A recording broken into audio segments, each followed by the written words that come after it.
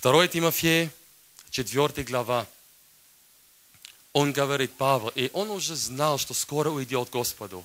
Итак, заклинаю тебя пред Богом и Господом нашим Иисусом Христом, который будет судить живых и мертвых в явлении Его и Царстве Его. Он говорит, Тимофей, сын мой, проповедуй Слово, настой вовремя и не вовремя, обличай, запрещай, увещевай, то есть вдохнови. Каким образом вдохновить? Со всяким долготерпением и назиданием. Аминь. Ты вдохновляешь человека. Он говорит, вот ты понял. Смотрит на него, на тебя. Хорошо. Итак, еще раз объясняешь ему, вкладываешь в нем. Или ты думаешь, что ему объяснил, то поговори по-другому с людьми. Пусть твое обращение с людьми будет кроткое. У тебя есть привычка уже так, и понял, да, все понял. Через время снова, кошмар. Имей долготерпение, любовь, вкладывай в человека. Это есть отцовское сердце.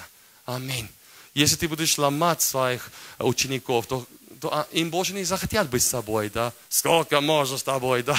Наоборот, есть любовь и долготерпение, кротость. Все время знаешь, что однажды кто-то вкладывал в тебя.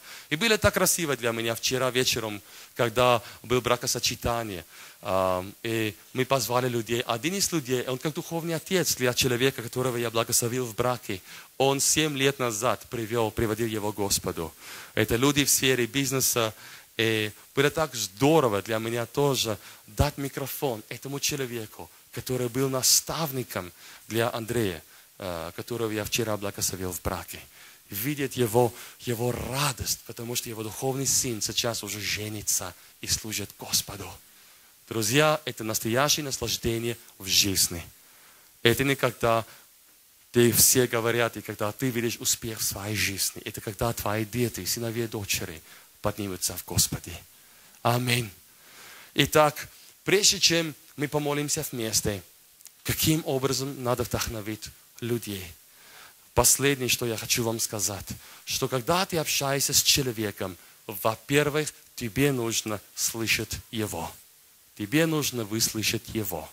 Тебе нужно ловить его сердце, не только слышать его слова. Особенно, когда ты говоришь женщине. Но бывает, что говорит одно, но сердце говорит совсем другое, да? Смотри особенно выражение лица. Да, возможно, говорит, как дела? Хорошо. Да, все понятно, да, очень хорошо. Да, надо слышать сердце человека, когда ты общаешься с ним. Надо понять, что важно для него. Прежде чем просто сказать, итак, как тебя зовут, Дима, добро пожаловать в церковь. Итак, я хочу тебе сказать, да. Он говорит, вообще не знает, кто я, и просто там пошел, мне сказал, что мне надо делать, да. Вначале надо слышать его. До этого ты пиши для себя эти моменты, они очень важны. Надо иметь горячую любовь к людям. Надо иметь огромное уважение к людям, прежде чем с ними пообщаться. Если действительно я люблю Сэм, и действительно я верю в его призвание, и я верю, что Сэм имеет великое призвание от Господа, тогда, когда я пообщаюсь с Сэмом, вначале я слушаю его. Я говорил, и вот этот разговор еще впереди для нас, так что сейчас начнем. Как раз. Я хочу знать тебя, Сэм. Ты сейчас второй раз, уже на 3-е служение. На прошлой неделе он был на оба служения, и вечерний, сейчас уже 3-е. Он слышит меня все время.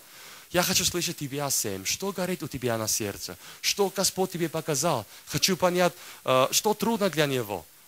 Где он находится? Смотрите, человек есть дух. Да?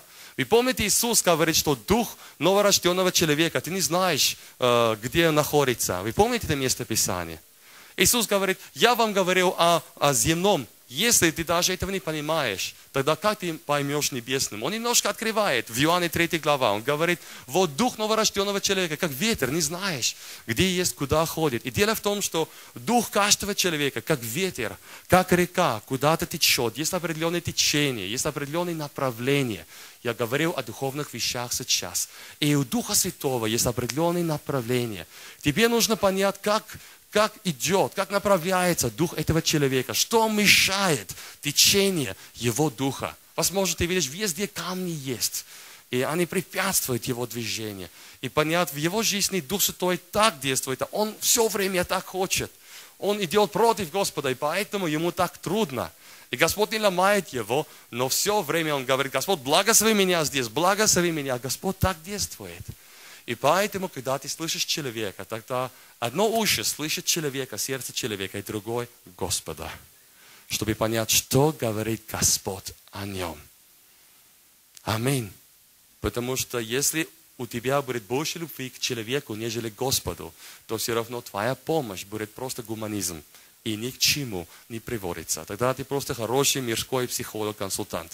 И ни к чему это не будет. Понять, что Господь хочет для него. Если мир в твоем сердце, и быстро видно будет тебе, если мир у него на сердце от Духа Святого. И видно, когда человек убеждает себя, что то, что он делает, правильный. Или он имеет мир, что именно Господь мне сказал, надо так двигаться. Аминь. Тогда имеешь эту любовь к Нему, и знаешь, что есть сокровище, есть великий потенциал в Нем. Ты начинаешь слышать Его, начинаешь слышать Духа Святого. И тогда ты проверяй, настолько Он готов и открытый для наставления. Я вам говорю, бывает людей, они так открыты, ты просто говоришь слово, он принимает это слово, он задает вопросы, он говорит, а так и так. И ты видишь открытие, ты видишь другое закрытие. Тебе нужно иметь способность принимать наставление, принимать исправление. Настолько ты открытый для этого. Кто хочет наставления? Не всегда это будет то, что ты хочешь услышать. Как раз наставление – это там, где ты не видишь, где ты слеп, чтобы ты стал видеть. Это будет не всегда приятно. Кто готов к наставлению, которое будет неприятно? Я поднимал свою руку в первом очереди. Не будет всегда, ты такой классный, ты такой супер, Сэм, слава Богу. И он говорит, скажи мне, где мне меняться. Я говорю, Сэм, ты знаешь, я просто заметил, что у тебя огромное посвящение Господу. И я сейчас не говорю о нем, но к примеру. Но ты знаешь, ты говоришь, что ты любишь Господа, ты готов служить Ему, а ты всегда опаздываешь на служение. Я не понимаю, если ты посвящен Богу, как ты можешь пропустить поклонение? Это не входит до меня. Если для тебя самое главное в жизни поклонение Богу, да. А на работу ты опаздываешь? Нет, ни за что. А на поклонение ты опаздываешь? Я не понимаю, я что-то не понимаю, не доходит до меня. Все, я понял, все, да. Или Сэм выходит, он пьет чашку чая, пока мы молимся за людей. Сэм, и ты собираешься стать служителем других людей. И когда мы начинаем молиться за людей, ты уже гуляешь, пьешь чай, печенье и все. Да, и торт от дня рождения церкви. И ты собираешься стать великим служителем. Что-то я не понимаю. Ты знаешь, настоящее движение начинается, когда мы молимся за людей, в общении с людьми. Когда все уже ушли, и только пару человек осталось. Это есть служение. Это не романтика, это не шоу, просто аллилуйя, аминь. И он говорит, я понимаю, спасибо. Вы здесь со мной. Если Дух Святой говорит с тобой, то просто улыбнись. И так дальше. Если твой наставник всегда говорит тебе хорошее, то он тебе не говорит всю правду.